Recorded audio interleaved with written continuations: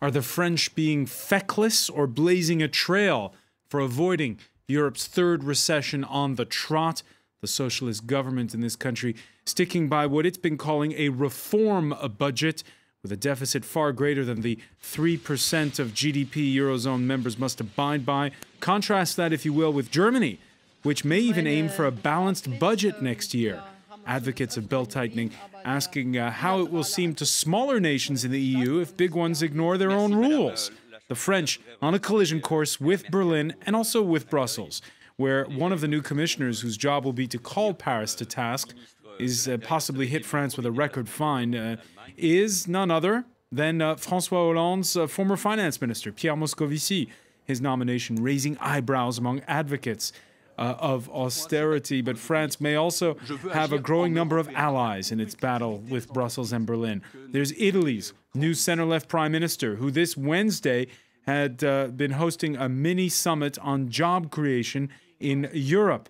And with the International Monetary Fund doubling the chances of a third European recession to 40%, is a serious anti-German front brewing in Brussels? And what's the best medicine for Europe to avoid a lost decade of anemic growth? Today, in the France 24 debate, we're looking at the issue of the anti-austerity backlash. With us to talk about it, he's a socialist member of parliament. Let's say hello to Philippe Cordery. Also joining us from the left wing of the same Socialist Party, John Palassin. He's a former advisor to the recently sacked economy minister, Arnaud Montebourg. Thank you for being with us. Good evening. Alexis Poulain, director of the online media platform Euractiv France, and a German who does business in France, startup entrepreneur Jakob Hassler. Welcome back to the show. The France 24 debate, where you can always join the conversation on Facebook and on Twitter, our hashtag F24debate. Let's begin, if you will, with that jobs summit in Milan and go to correspondent Seema Gupta. Seema, what's on the agenda is talking about jobs, but did the German chancellor step squarely into a trap by showing up? Well, I don't really think so, precisely because of what you said. This really was a meeting, an informal meeting, if you like, focusing on the issue of unemployment in the eurozone. And really, it was a 3-hour meeting, a very informal one, and they didn't actually have any kind of concrete action or conclusions at the end of it. It's more really a setup for the EU summit that's expected at the end of the month in Brussels. That said, however, this meeting was very much an Italian initiative, partly because also Matteo Renzi, the Italian Prime Minister, wanting to show the domestic audience, if you like, that he is trying to tackle this issue of unemployment, youth unemployment here in Italy at some 44%. All that said, though, what it really has highlighted, if you like, is some of the divisions in Europe. You have France and Italy wanting to focus on job creation and on growth. They reject austerity, and they don't want to focus so much on EU budgetary rules. In fact, you had the French president just saying in a press conference still ongoing at the end of that summit, essentially saying that, look, this focus of this meeting is really about jobs. It's not about balanced budget sheets and balances. And so really they want to focus on that issue.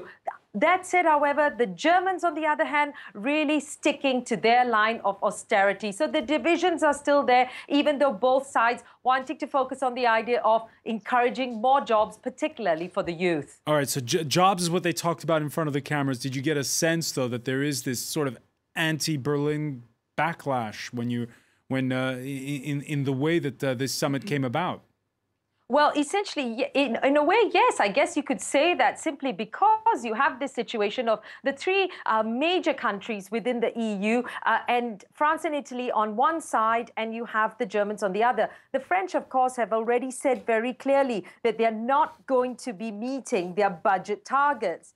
And they're speaking about the fact that they want those budget rules to be eased. And even Matteo Renzi himself saying that under the situation right now, it's extreme times. And so perhaps these budget rules really need to be relaxed. But the Germans still holding their line, saying there is money available to help job creation. Play with the money that you have right now. We'll see whether more monies need to be generated, but not willing at the moment, at least, to budge on those budgetary rules. All right, many thanks for that. Seema Gupta reporting live for us from Milan. Let me get a first reaction from you. Alexis Poulain, a few weeks ago, we had the impression when France came out with these numbers that they were pretty isolated. And now, suddenly, we seem to have this sort of growing feeling that perhaps the pendulum may swing the other way. Well, I think that was always the sort of gamble of François Hollande, saying, you know, I will make the EU rules move for France. And if he had this plan, I think it's coming into shape right now. And even a few weeks ago, I don't think France was so isolated.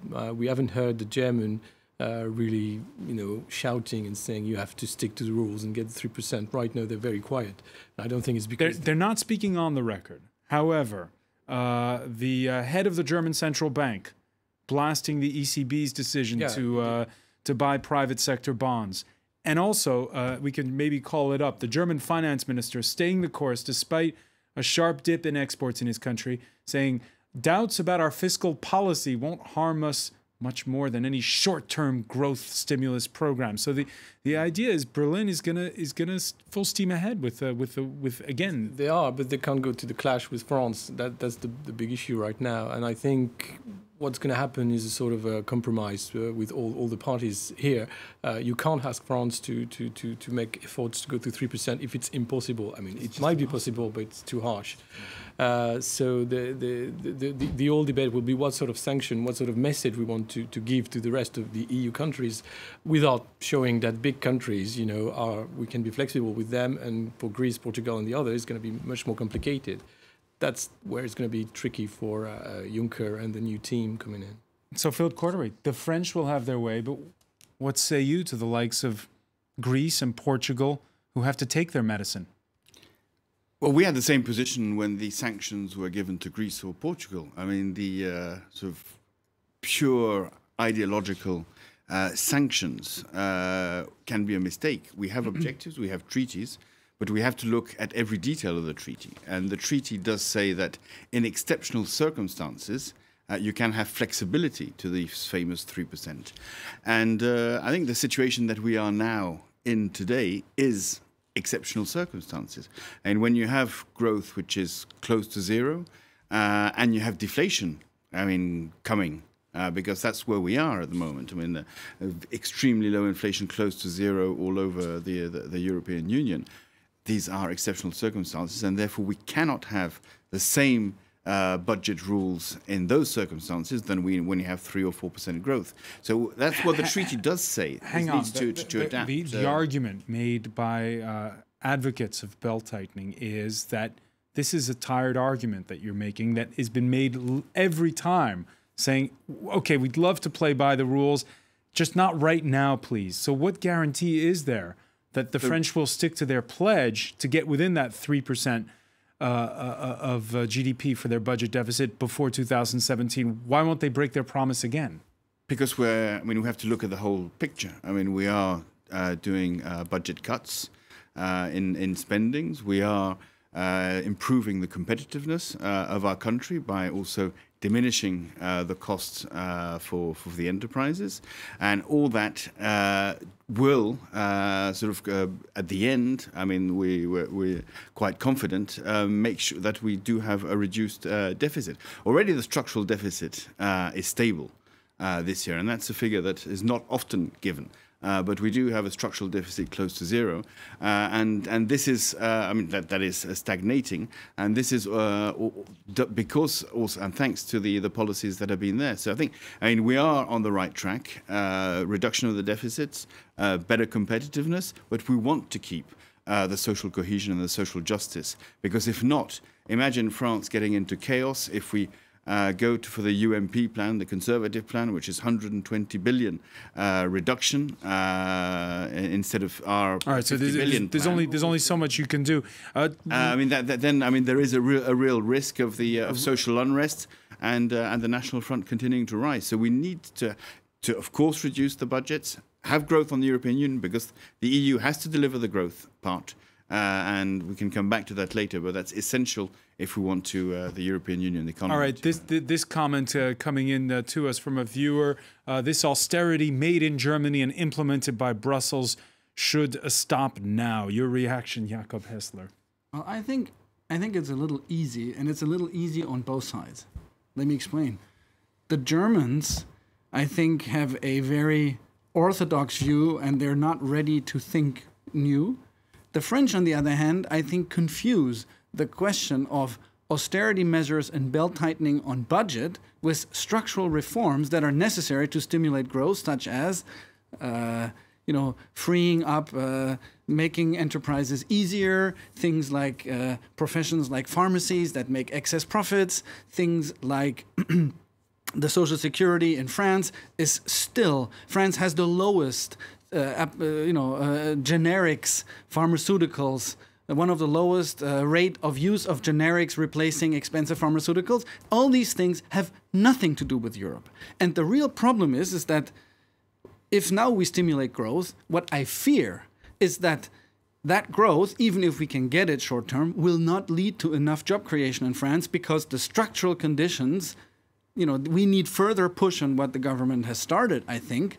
And if we can be sure that that's happening, well, then I think the Germans should be a little less orthodox, because what the Germans don't understand is the concept of deflation. I think that's something that in their mind doesn't exist. They haven't seen that. They are so obsessed with inflation that they're not seeing the specter on the wall, and that I think is also dangerous.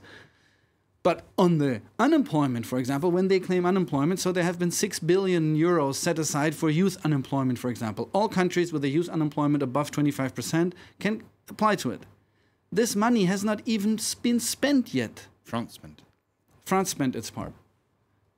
And now they're asking for more money, and we haven't been even able on a European scale to spend it. So before we talk about let's have more money, let's say for what and how, and what kind of reforms that stimulate growth, that may be belt contracting, but structural reforms, reducing the weight of the state sector, etc. If I were Germany, or as German would say, I'd be happy to invest in the fact that France scales down its state sector presence, and in exchange, in order to make that socially palatable, why not? And, advance and accelerate the structural reforms that France has started. That would be a compromise. John Palessin, do you agree that the French need to speed up their reforms for there to be a compromise? Well, I may stress that this government, which is a socialist government, is the one which put into application some bigger reforms than any government before. In those fields. Especially the government tried to cut down on the cost of labor, and nobody can say the opposite. And that is what cost a lot of money to the budget. I may add one memory I have. In 2003, when Gerhard Schröder announced his 2010 agenda, the great structural reforms in Germany, what did he do at the same time? Supported by Jacques Chirac, he went to Brussels and asked for the rules to be suspended and not enforced on Germany during the time when the reforms were implemented. I'm afraid that the European deal, the European Union, is a political union, and they must be compromised, as it's just been said. And it can't be viewed, the European rules can't be viewed as strict moral rules. I mean, we're talking all the time about that 3% level for the deficit, but the bigger picture is a lot more important and darker. I mean, 6 years after the financial crisis of 2008, Europe is the only continent, the only economic zone which has not recovered. Why hasn't it not recovered? It hasn't recovered because the political actions which were taken were too close to strict rules, strict abstract rules, the rules of the treaties. But the opposite, America, the United States, Asian countries took very strong political measures to reboost their economy. And today, unemployment is down, growth is back, which is not the case in Europe. And when people say that in Spain, there's been a miracle in Spain, I mean, the unemployment in Spain... All right, you're breaking up a little bit, John Palessin. We're going to try to fix the connection there. You're breaking up a teeny bit, but let me ask you, Alexis Poulain, about the point that was brought up. Right now, the only place where there's good news, it seems, is the United States, where the economy is growing, and the head of the IMF, ahead of the announcement of those revised figures downwards for Europe's growth and the threat of that return to recession, calling for either tax cuts or big public investments. Well, that's the plan. I think there is 300 billions on the table for investment in Europe, even 350, as they said, and France is well, certainly not the plan in Berlin. The plan there is to try to balance the budget next year. Well, no, there is a big public spending plan actually to help the growth, but on a European scale. And there is like all the infrastructure in energy, in transport. That is on the table. Right now, we don't have the details. The commissioners have been, we had the hearings last week and this week, and there was no details. But the plan is there. There will be some public spending to help growth. It's just a matter of time. No, time is pressing. Of course, the US looks like a healthy man with, they got energy, they got cheap energy, they got new sectors booming, but we'll see what's happening in Europe. I think the real problem is that the measures, the structural reform measures that France has now, and it's true, has for the first time now really started to undertake, the time lag is not negligible.